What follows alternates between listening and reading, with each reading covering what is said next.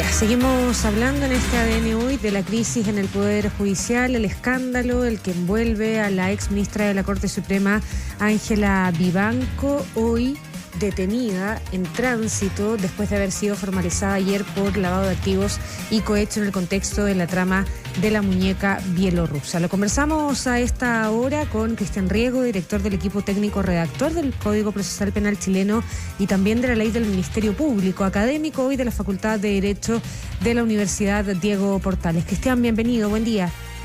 Hola, buenos días. Gracias por acompañarnos, Cristian. ¿Qué es lo más grave de todo lo que estamos registrando hoy día a su juicio? A ver, yo creo que lo más grave es, yo creo que hubo un paso más adelante en la gravedad recientemente, no a propósito de estas formalizaciones, sino con las declaraciones del exdiputado Silver. Y es que esto que él declaró en el sentido de que no solo la señora Vivanco recibía coimas, sino que desarrollaba operaciones comunicacionales contra sus colegas.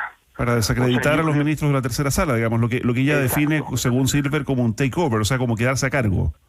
Exacto, yo creo que eso representa un paso, ¿cierto? Yo no sabía que había coimas, yo sabía que había tráfico de influencia, me descubrí, soy una persona que tiene gran familiaridad con este mundo, y ahora no solo sabemos que había coimas, sino que había comportamientos, yo diría, gangsteriles, operaciones, digamos, para destruir la reputación y la carrera de otros ministros. A mí me parece que eso representa un nivel de gravedad aún superior que sorprende y que bueno, nos hace pensar hasta dónde puede llegar esto, digamos. Cristian, usted sabe mejor que nosotros que todas las personas en Chile son inocentes hasta que se demuestre lo contrario. Por lo tanto, ahora el desafío lo tiene el Ministerio Público para convencer al tribunal de el tinglado del que acusa había montado Ángela Vivanco en este y en otros temas ahí en la Corte Suprema. De lo que se ha escuchado hasta ahora, porque la Fiscalía pidió prisión preventiva, de lo que se ha escuchado hasta ahora, que vamos a seguir escuchando hoy, ¿amerita esa medida cautelar por parte del tribunal? Sí, yo no tengo muchas dudas de eso porque hay muchas pruebas. La verdad es que no solo están las pruebas que originalmente se tenían, digamos, o sea, el hecho de que tanto la señora Vivanco como su marido recibieron dinero, digamos, de personas respecto de las cuales no hay ninguna razón para cual las recibieran, y además esos dineros sabemos que vienen de los defensores de este caso, digamos. Sino que además están las operaciones de lavado de dinero a través de estos conservadores de bienes raíces. Muchas de estas personas han declarado, o sea, han realizado tratos con la Fiscalía y han colaborado con la Fiscalía, por lo tanto han ratificado toda esta información, dándole un contexto a través de las historias que ellos cuentan. Yo no tengo muchas dudas de que el caso contra la señora Vivanco está aprobado. Y que probablemente va a quedar en prisión preventiva y eventualmente va a ser condenada a una pena de cierta magnitud. Uh-huh. Yo creo que la duda ahora es cuál va a ser la estrategia de ella. Porque hasta ahora lo que se ha visto es que varios de los imputados han venido colaborando. Ustedes saben que hay una nueva ley en Chile que establece premios muy importantes para quienes colaboran, ¿cierto? Que prácticamente pueden llevar las penas de penas bastante altas, digamos, de 10 o 15 años, hasta prácticamente cero, digamos. En eso estaría Silver, aparentemente en eso estaría el exdiputado Silver. Exacto, el exdiputado Silver y también el ¿cómo se llama? El otro de los abogados, claro. y el conservador de bienes raíces. Ya, a ver, entiendo que también está colaborando. Entonces yo creo que lo que le queda a la señora Vivanco, y ella es una persona bastante inteligente, digamos, es colaborar. Ahora, ¿qué información adicional puede tener ella? Hay más casos de corrupción, vendió otros fallos, hay otros abogados involucrados, hay otros ministros involucrados, hay más políticos involucrados. Yo creo que ese es el gran tema del futuro de este proceso. Cristian Riego, ¿y qué pasa con las decisiones que se tomaron por Ángela Vivanco, por los tribunales que integraba? Porque siempre se señala que la decisión de la Corte Suprema es la última, digamos, no es apelable. Pero ¿qué pasa en este caso en particular si se llegan a comprobar las acusaciones de la Fiscalía? ¿Por de pronto este consorcio bielorruso tiene que devolver la plata? Claro, ese va a ser un bonito, o sea, un tema interesante, digamos, una discusión importante.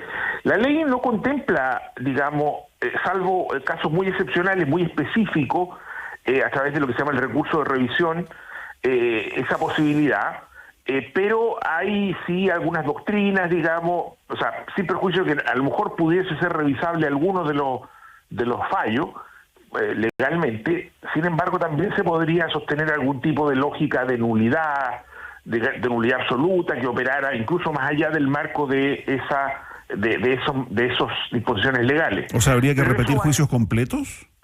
Probablemente las partes, eso sí serían en este caso, por ejemplo, Codelco, una vez, digamos, condenada a estas personas por estas coimas, digamos, Codelco debiera demandar civilmente, en realidad, que quedaran sin efecto esas decisiones y la devolución de los dineros. Ahora, como esta ministra dictó muchos fallos durante el tiempo en que estuvo, digamos, bueno, algunos otros de los perjudicados podrían también levantar ese problema, pero para eso, de acuerdo con la legislación, tendrían que probar que en esos casos también hubo irregularidades, hubo coima, hubo algún tipo de prevaricación, ¿cierto?, por parte de la ministra.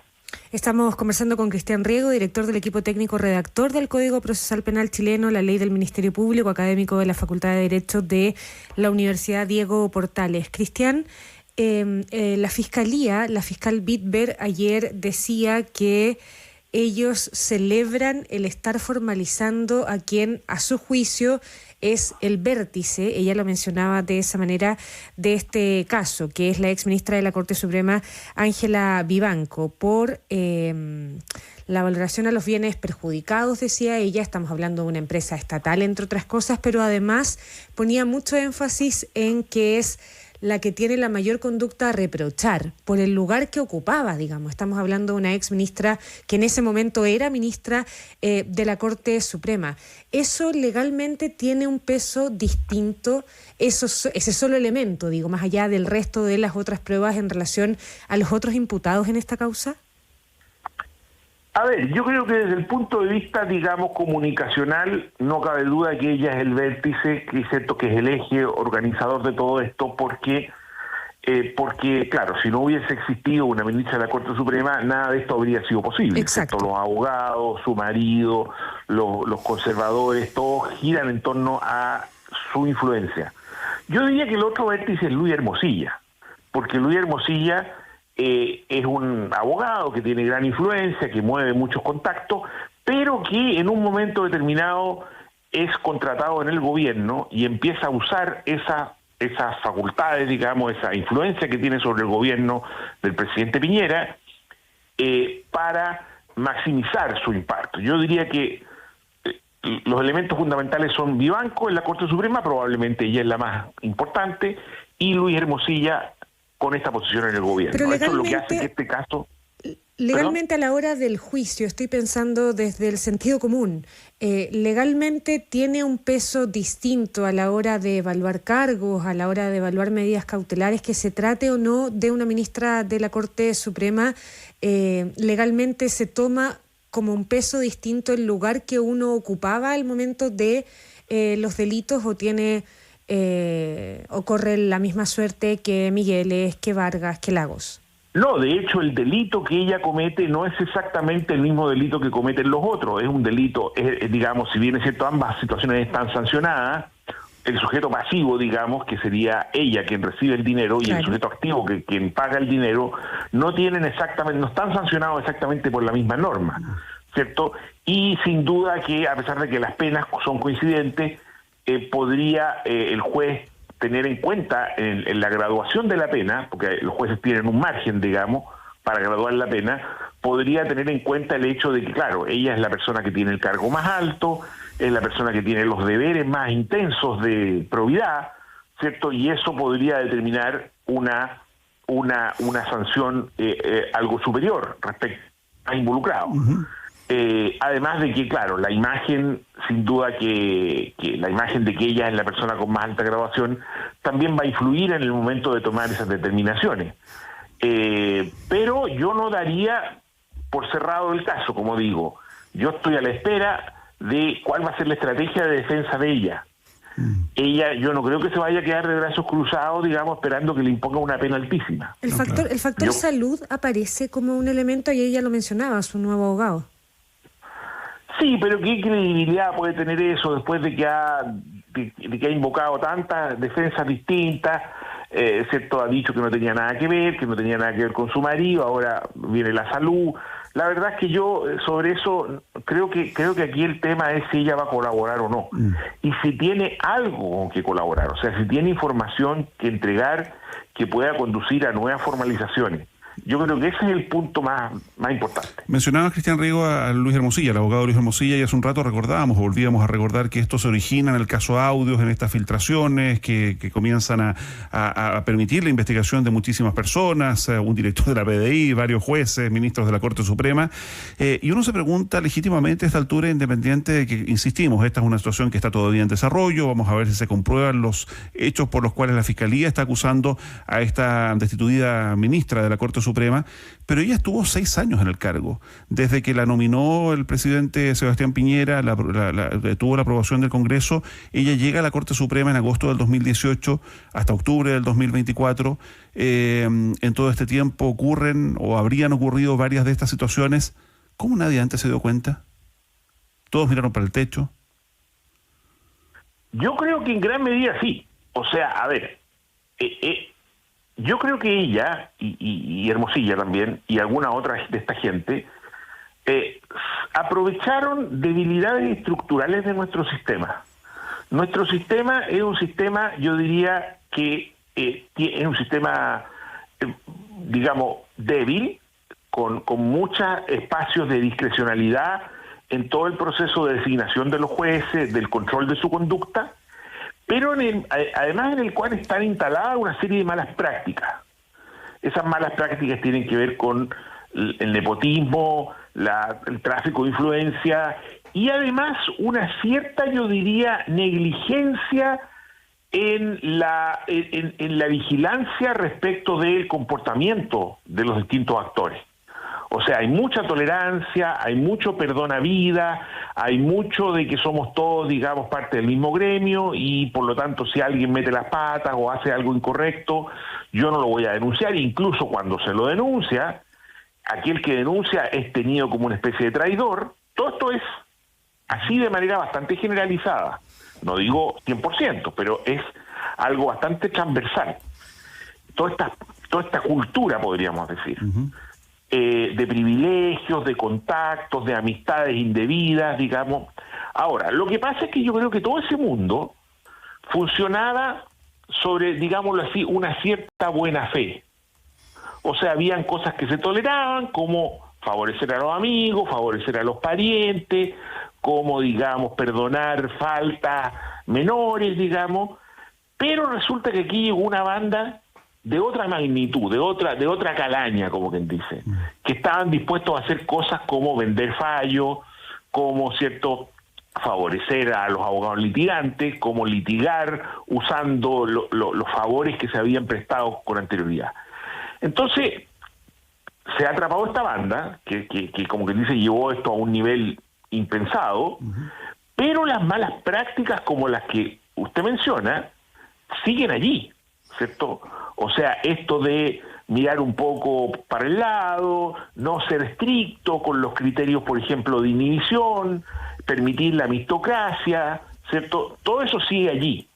Y en ese sentido yo estoy de acuerdo que hay una responsabilidad colectiva. O sea, pensemos que la propia ministra Vivanco dictaba estos fallos que eran bastante aberrantes para favorecer esta empresa y lo hacía, digamos, habiendo otros ministros. No estaba sola en esto, digamos. Exacto.